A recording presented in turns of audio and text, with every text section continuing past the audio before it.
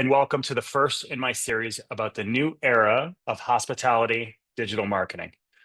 To kick things off, I want to introduce you a little bit to G-commerce and what our core principle has been. Change is constant. Marketing principles are forever. When I founded this company 23 years ago, this was my presence. I knew that digital was always going to be dynamic, but that we as a company had to ground ourselves in something, in some form of truth. And for us, that was marketing principles. That was the choice we made. And I'm very happy to say that we were right. Our grounding in marketing principles has allowed us to outperform our peers in every single category by meaningful amounts because of our dedication to those principles. And over 23 years, once again, change has been constant. Sometimes it's rather peaceful and gradual, and sometimes it's accelerated. These are some of the things that are driving change right now. New media, powerhouse generations, shifts in brand, AI. Could have mentioned that first. It's on the tip of everybody's tongues. In this series, we're going to talk about these and more. We're going to talk about two types of change in particular, or two categories of change that we like to think about things that drive the way that we think about things. The first is cyclical, and the second is transformational. So let's do a quick introduction to these. Cyclical change is exactly what it sounds like. It is the pendulum shift back and forth over time between things that we have seen before and things that will come again. There's things I like about this as a marketer. Cyclical change is more predictable. It's almost always got leading indicators, things that signal that change is about to happen. That's helpful. Oftentimes we can study the past, understand what happened in previous cyclical cycles to understand what we can predict for the future. And because of that, cyclical change is less risky. It's something that I can take to a hotel owner, to a hotel manager, and say, this is worth investment because the outcomes are clear. Because of these leading indicators, I can tell you, hey, this thing is about to happen. And when that thing happens, you can expect the outcome to be as follows. However, because of that, it's harder to build a moat. The second type of change is transformational. It's harder in every single way to predict and to execute against, but the upside is that the payout is bigger. True transformation forces innovation. There's no playbook. There's nothing that you can look back in history and say, this is the thing that we can do to take advantage of this change. And as a result of that, it is more risky. And if you are risk adverse, it can oftentimes be more expensive. But if you get transformational change right, you can build a defensible moat. And so this is something that we like to think about a lot. Change, which in our world is constant, can either present you with opportunity or it can present you with risk, depending on your posture.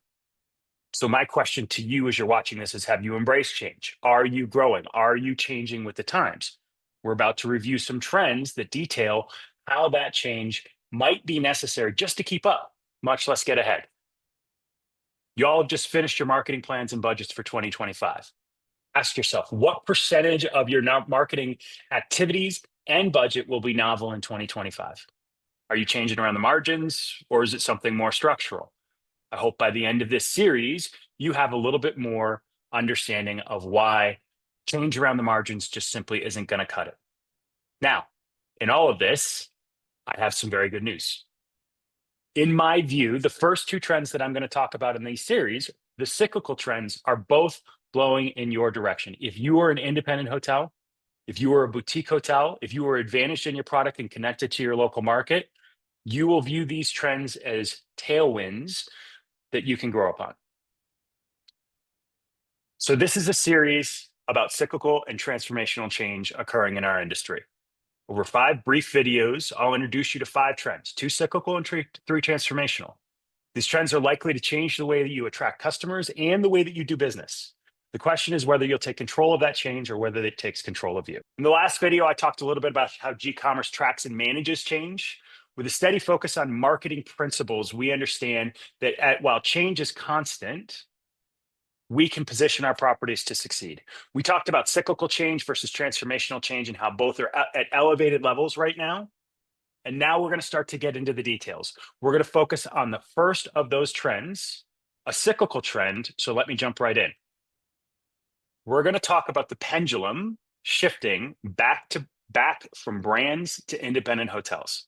But first, let me give you a little background and why I think that this is happening. And by the way, some of this work is not mine, but I think I credit it accurately. In the early 2000s, the cyclical winds blew towards independent boutique hotels. There was a revolution in the early 2000s. Boutique and independent hotels were intimately connected with their location and with the clientele that frequented those locations. The brands at the same time were kind of onerous and uninspired, and it was a really stale time for brands. And my family legacy, by the way, is kind of grounded in this period. My father helped design Hotel Zaza and many other boutique hotels, which were famous at the time. My uncle helped develop the Liberty Hotel in Boston, converting a 100-year-old jail into one of the most celebrated boutique hotels in the country, and other hotels at the same time. So this is where I came of age. This is where I was born. It was in this cyclical tailwind towards boutiques. But then the Great Recession hit. And there was a huge consolidation amongst the brands. Brands reached out and gobbled up a lot of the boutique and independent operators in the industry. Shoata V became Hyatt. Thompson also went to Hyatt. Kimpton went to IHG. Ian Schrager. You saw brand expansion across the board. And really at that time, the power of the rewards and credit card programs kind of came to bear, crowding out to a degree boutique and independent hotels. Now, we were still operating at this time, and we still felt that we could generate a premium versus brands, but it was certainly more difficult as some of the larger independent boutique hotel companies were gobbled up by the brands. But today, we're at an inflection point between brand bloat and devalued loyalty programs and the type of disruption that we've seen over the last 10 years. I really feel that this is a point that we are about to see some change. And by the way, I'm not the only one who sees it.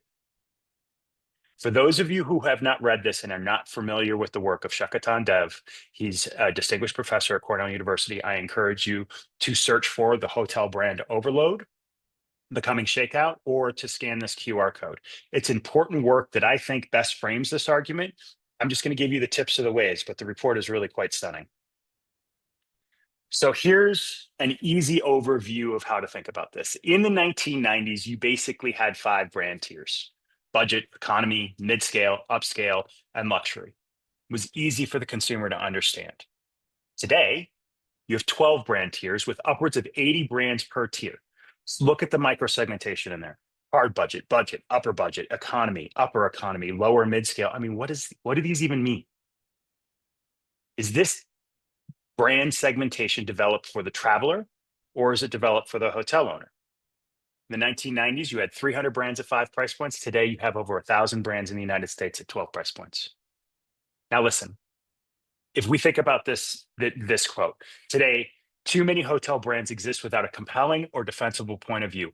I'm a traditional marketer. I believe in my soul that if a brand loses sight of their end customer, they're going to lose resonance and they're going to lose market share. They open themselves up for opportunity. Today, too many hotel brands exist without a compelling or defensible point of view.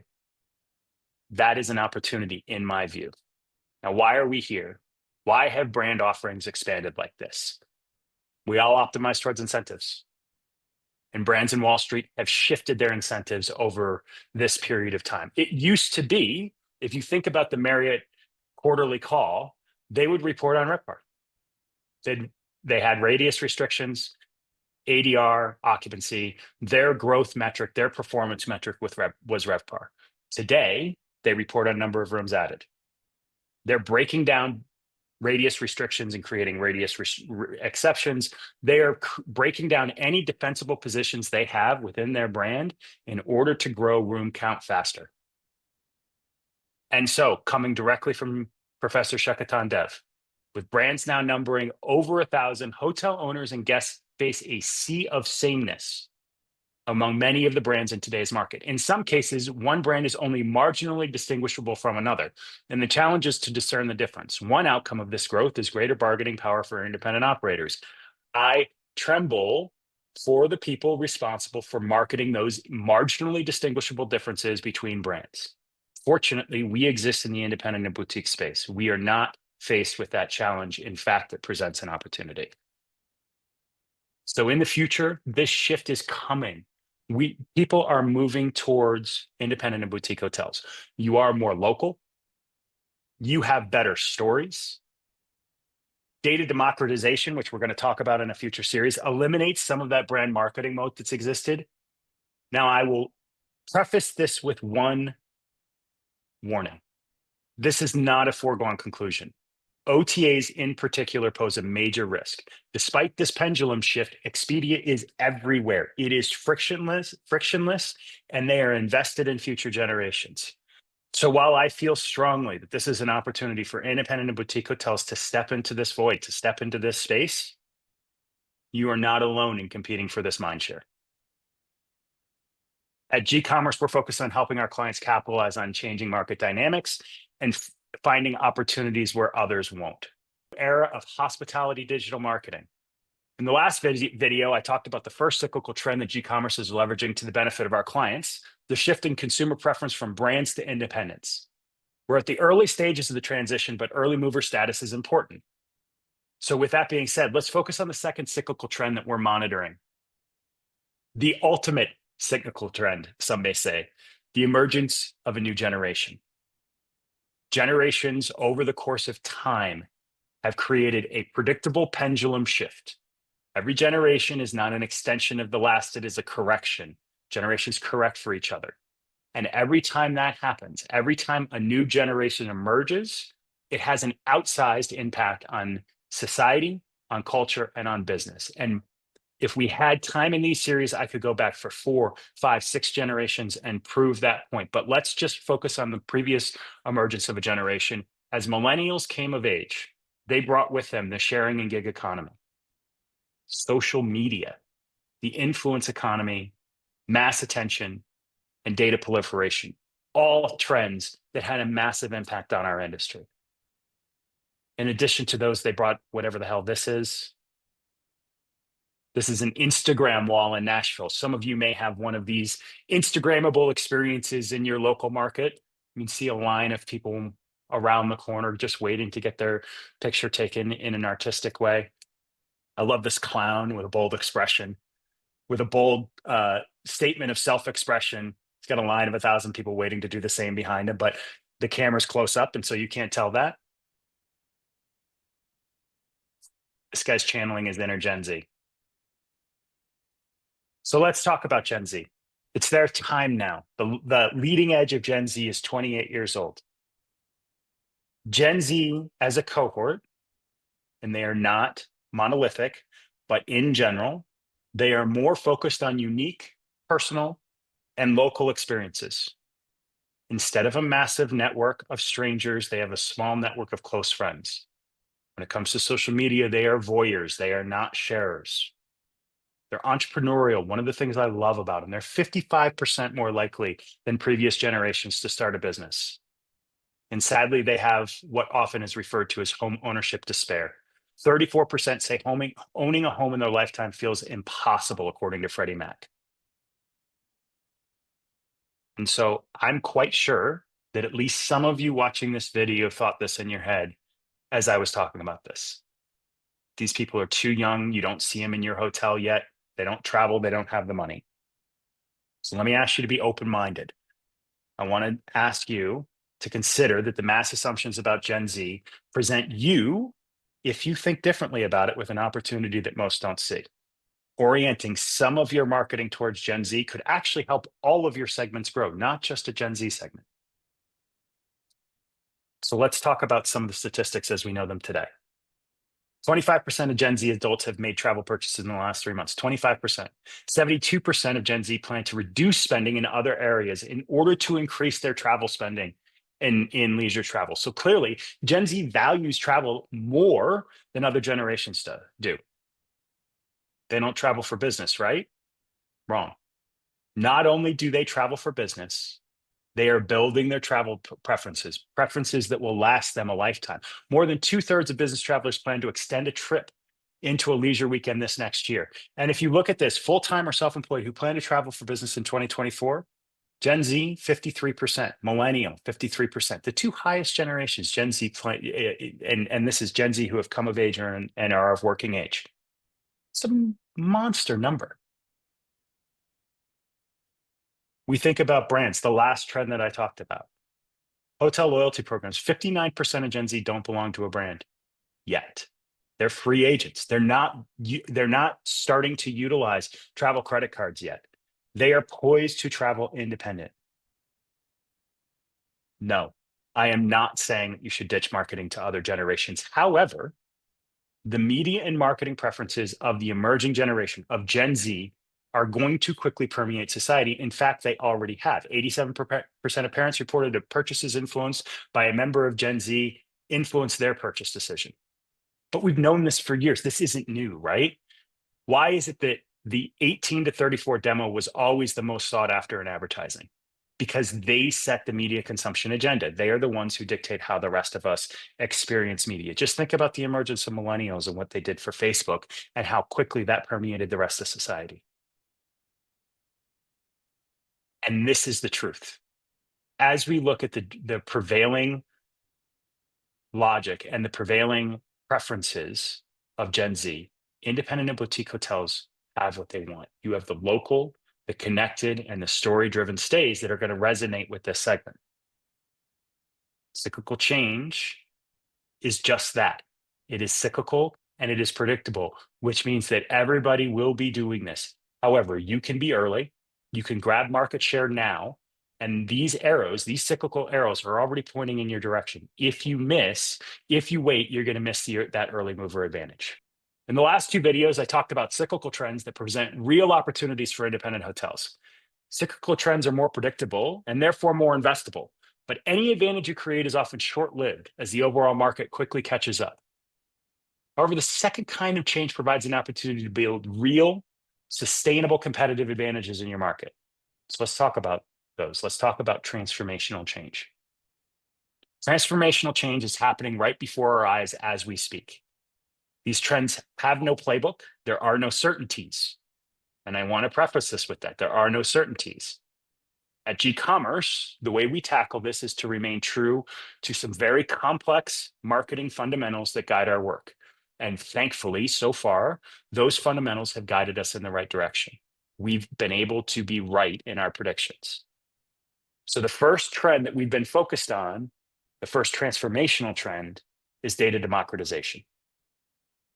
Why do we start here? Transformation that we have seen across any number of different categories is so often linked to data.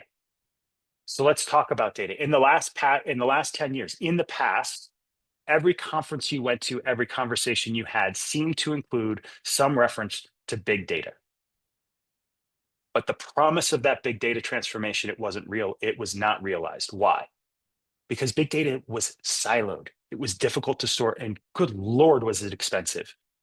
It was expensive to access. It was expensive to activate, and there was no standardization. So you would have big data sitting in these different silos across your entire marketing stack and across your hotel operation stack, without the ability to have that data talk to itself and become usable for you as an operator or as a marketer.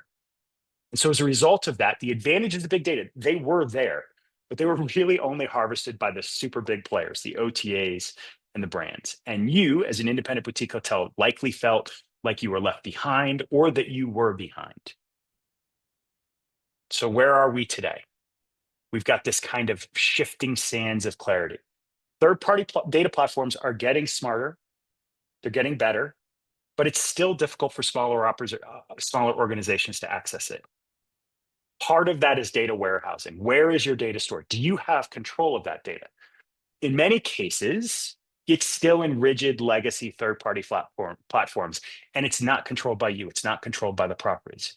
You don't have the right to transform that data or use it in a way that you see fit. Reporting is a mess. It's getting better, but it's a mess. I like to think about it like the duck analogy. It's calm on the surface. You'll have a standard report that you can access online, but below the surface, there's furious ducks paddling to try to get the data that you need surfaced on time and in a relevant way. And so I would say, in terms of data democratization, having access to data when you need it, where you need it, there's signs of life but there's still way too many legacy systems that dictate your ability to use it. Where are we going? Democratization means that your data will be centralized and it will be standardized.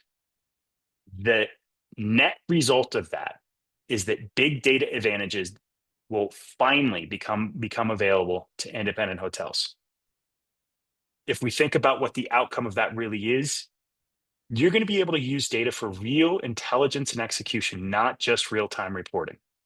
Not only will you know what's going on, you'll be able to generate intelligence, strong intelligence off of that, and use that intelligence to execute meaningful marketing and operations plans.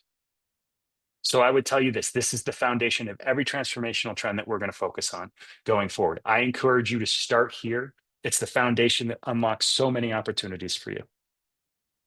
Data democratization is the ultimate example of this statement. The value of data compounds, meaning that the more you have and the longer that you've been collecting and standardizing it, the more value it provides. If you get ahead of this now, you unlock a massive advantage for yourself that your competition will struggle to ever catch up to. You will simply have more volume and more history than they will ever be able to replicate. And so because of that, at G-Commerce, we're laser focused on this trend, and we have been for several years. We are quietly helping our customers build data advantages that they can leverage into the future. As we've started to talk about transformational trends, it's important to articulate how G-Commerce approaches change. We've been in business for 23 great years. In that time, we've seen this industry fundamentally change more times than I can count. Regardless of the change, our clients demand performance, and we demand relevance. There are no excuses in our business. Our clients demand performance every year, regardless of change. And so because of that, we have to be willing to change. There are no sacred cows in our line of work, but we have to do it with discipline. Otherwise, we chase every wild idea, regardless of its staying power. And so our true north, our shining beacon on the hill, has always been core, essential marketing principles. And so when cyclical or transformational trends change the direction of the prevailing winds, we're ahead of the curve and ready. And so with that, let's talk about our second transformational trend that we're tracking, data privacy. I encourage you not to sleep on this trend, though it may sound a little boring. If we think about data privacy in the past, this statement kind of says it all. What's data privacy? Regulation, such as it was, had not caught up to the need for data privacy. Consumers had no idea, no real idea that their privacy was for sale. Cookie tracking, third-party data, it was all the norm. And I don't know if most of you recognize this, but this was a huge win for you. We as marketers were drunk with power, and we leveraged that power to advantage you at a property level. We were able to build third-party audiences with ease. We were able to generate campaigns powered by that lack of data privacy, and it was cheap. The data was cheap, the access was cheap. So where are we today? Overhaul and uncertainty. Many of you may have been following the never-ending cookie journey. It's like a bad relationship, on again, off again, on again, off again. Is it coming? Is it not? We don't know. New data privacy laws, however, are being passed every month, every year, and there are more in the wings. What we do know is that this uncertainty has caused significant change in the core platforms that enable tracking and enable tracking from past systems. So something that you may not understand is that you don't have real attribution tracking if you're using old reporting methodology right now. You're not seeing the real impact of your media if you're using basic off-the-shelf tracking tools like Google Tags. Instead, you need to be using more sophisticated solutions that we talk about in a future episode. So as we look forward, privacy is not only going to become the norm, it's going to become a necessity for you to understand. We as marketers are fighting an uphill battle with data attribution and with data consistency. As we've talked about in the past with data, if you don't have GA4, Google Analytics 4, synced with BigQuery right now, you are losing out on conversion data, and nobody can quantify for you how much data loss there is. But here's the bigger transformation point. Conversion tracking is dead. It is being replaced by conversion modeling. Conversion modeling is the inference of what the overall impact is from marketing on revenue as opposed to a one-for-one tracking. And you can be mad about that, and you can be concerned about that, but that is the new norm that we live in. That is the transformation of data privacy. So why do we consider this a transformational trend? Because it's not going to go backwards. By its very nature, it isn't cyclical. Reporting, media, and marketing in this industry are often managed with a strategy of inertia, as I like to call it. You all are used to seeing things a certain way. I know I talk to clients every single day. You're used to executing marketing in a certain way. Those ways are changing. And those of you who embrace the new tools and methodology, instead of trying to recreate those of the past, will generate an advantage that could actually last for years for you. Are you willing to change? Will it present to you opportunity or risk? Nothing likely represents more transformational change than the emergence of AI now and into the future. It's going to touch every aspect of hotel marketing and every aspect of hotel operations. Sadly, I don't have a crystal ball, and I probably can't predict every change that's going to be forced or accelerated through AI. One thing I can say, however, that many people in the hospitality marketing industry are focused right now on the small potatoes. We think of AI not as some super fancy writing assistant, but as the culmination of a data-empowered marketing superhero. I want you to think about the definition of Moore's Law, something that's been famous for a long time. Moore's Law states that the speed and ability of computers doubles every 2 years. Every 2 years, the speed and ability of computers doubles. AI programs, speed at which they can train themselves, doubles every 4 months. In the 12 months that you just budgeted for, AI will double in power 3 times. Some predict that that is even slow and that it will accelerate further. This is transformation. And for many of you, AI is still thought of as a time saver, not a force multiplier. However, what you may not understand is that AI is alive and well in our industry at a data level right now. Assuming that data has been cleaned and is accessible to the AI resource. Performance Max campaigns through Google are a perfect example of this. Using AI intelligence layered on top of data, Google's able to optimize performance to your specific goals for those ad types. So what we know and what we see today is that this data empowerment, this AI data empowerment is happening at a platform scale. It's also becoming available at a property level. And by the way, yes, you can use ChatGPT to write blog. So gone are the days where data engineers are the go-between for information. Many of you have struggled with this in the past, especially if you didn't have a data engineer on staff. With AI, we've bridged that gap as an industry. I'll give you a few examples of what this means for you in 2015 and beyond, but you have to lean in. So I want to read this because I think that this is marketing nirvana. Marketers can slice up granular audience segments, help define customer personas, run predictive analytics, draft creative elements, activate and optimize across multiple platforms and channels, and measure results. This is directly from Snowflake's paper, The Modern Marketing Data Stack in 2025. This is the dream. From insight to execution to measurement to automation. The best marketers become this perfect question-generating machine fueled with insatiable curiosity.